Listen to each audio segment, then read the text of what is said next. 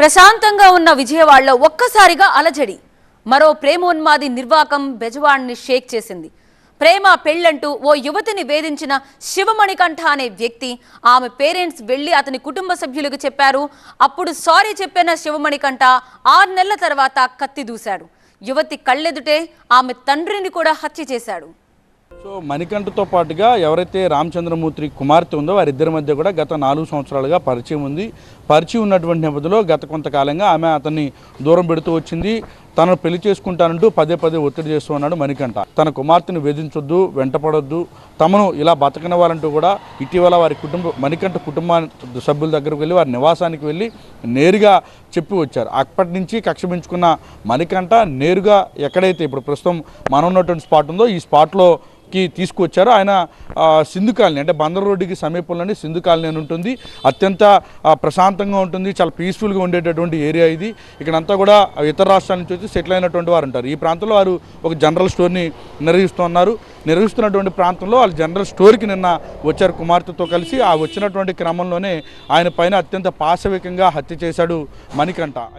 ప్రశాంతంగా ఉన్న విజయవాడలో శివమణికంఠ ఉన్మాదం కలకలం రేపింది. ప్రేమంటూ పెళ్లి చేసుకుంటానంటూ దర్శి వెంటపడ్డాడు శివమణి. వాడి నిజ స్వరూపాన్ని తెలుసుకున్న ఆమె అతడ్ని దూరం పెట్టసాగింది. అయినా వెంటపడ్డాడు. విషయం తెలుసుకున్న దర్శి తండ్రి రామచంద్రమూర్తి శివమణికంఠ ఇంటికి వెళ్లి అతడి కుటుంబ సభ్యులతో మాట్లాడారు. ఇది పద్ధతి కాదని చెప్పారు. తన కూతుర్ని వేధించడం మానుకోవాలని విజ్ఞప్తి చేశారు. అప్పట్నుంచి శివమణికంఠ కొన్ని రోజులు బుద్ధిపూసలా సైలెంట్ గా ఉన్నాడు. నాన్నను చంపేస్తానని బెదిరించాడని 6 నెలలు కామ్గా ఉండి చివరకు అన్నంత పని చేశాడని వాపోయారు దర్శి. మరి సడన్ గా ఏమైంది? 6 మంత్స్ నుంచి ఏమీ లేదు. నిన్న సడన్ గా వచ్చి జరిగింది ఇలాగా. Inter second year last first year నుంచి చాలా పరిచయం అంతే. ఇదే అన్ని కావాలని హింసించడం, ఫోన్ చేయడం అలా చేస్తుంటే నేను ఇంట్లో చెప్తానంటే నువ్వు ఇంట్లో చెప్తే నేను ఇలా చేస్తాను మీ డాడీనని.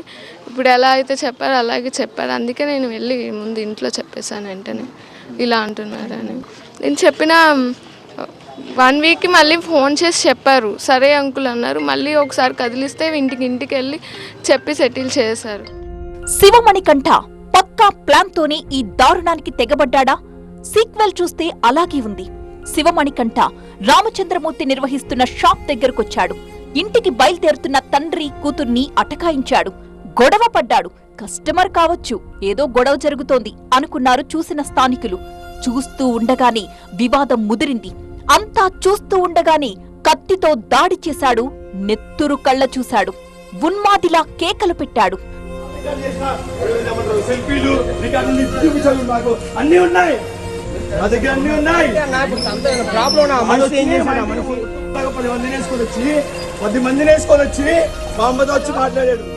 షాప్కొచ్చిన కస్టమర్ కావచ్చు, ఏదో గొడవ జరుగుతుంది అనుకున్నామే కాని ఇంత చేస్తాడని ఊహించలేదన్నారు స్థానికులు. ఫస్ట్ ఇక్కడ నుంచి స్టార్ట్ అయింది. మామూలు ఏదో మాట్లాడేది ఒక షాప్ తరంగా గొడవలేమో అనుకున్నాం. నాకు అంత ఐడియా లేదు. తర్వాత అక్కడ నేను వస్తుంటే 7:30 అటు స్టార్ట్ అయింది. అటు గట్టిగా మాట్లాడుకొని అరుచుకొని అది కొట్టుకొని సంథింగ్ అయిపోయింది. తన ప్రేమకు అడ్డుగా ఉన్నారనా లేదంటే తన ఇంటికొచ్చి వార్నింగ్ ఇచ్చారనా? రామచంద్రమూర్తిపై ఎందుకంత కక్ష పెంచుకున్నాడు? పక్కా ప్లాన్తో దాడి చేసినట్లుగా స్పష్టంగా తెలుస్తోంది. మరి ఇంతకీ అతనికి ఆ కత్తి ఎక్కడిది? దాడికి ఉపయోగించినటువంటి కత్తి కూడా అటు సమీపంలో వెదురు కర్రలను చెక్కేటటువంటి కత్తిని చెట్టు కొట్టే పని ఉంది. తనకు కొంతసేపు ఆ కత్తిని ఇవ్వాలంటూ కూడా తీసుకొని వచ్చి అత్యంత పాశవికంగా కూడా హత్య చేశారు. మొత్తం 6 కత్తిపోట్లు ఇటు రామచంద్రమూర్తి ముఖం పైన తలపైన వేయడంతోనే అక్కడికక్కడే కుప్పకూలిపోయాడు. క్షణాల వ్యవధిలోనే రామచంద్రమూర్తి అయితే పెద్ద దిక్కును కోల్పోయిన దర్శి కుటుంబం ఇప్పుడు శోక సంద్రంలో మునిగిపోయింది. ఆ మానవ మృగాన్ని ఉపేక్షిస్తే మళ్లీ దాడి చేస్తాడని హడలెత్తిపోతున్నారు కుటుంబ సభ్యులు.